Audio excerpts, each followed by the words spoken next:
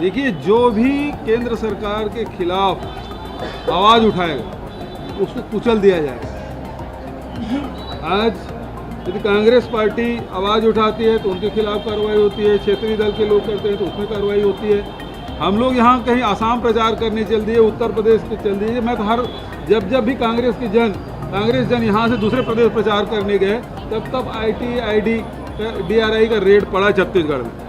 अभी राहुल जी केवल पूछ दिए कि अडानी और मोदी जी का संबंध क्या है, कितने बार प्लेन में वो गए हैं, इतना सवाल किए हैं तो अब उसको लोकसभा के कार्रवाई से भी उसको हटा दिए। खड़गे साहब ने जो सवाल उठाए उसको भी डिलीट कर दिया और उसको नोटिस दे रहे हैं। आप हमारे खिलाफ सवाल कैसे पूछ सकते हैं? और अब BBC ने जो यदि कुछ किया है तो उसको भी पूरा मीडिया हाउस को ये संदेश दिया जा रहा है, आप हमारे खिलाफ बोल नहीं सकते।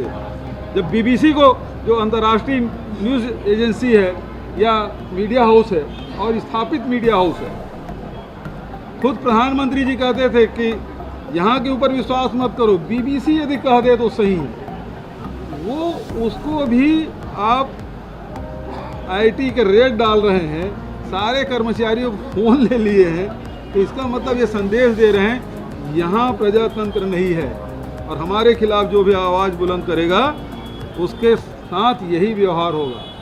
तो जो आवाज़ उठा सकते हैं इस दौर में, उसका स्वागत है।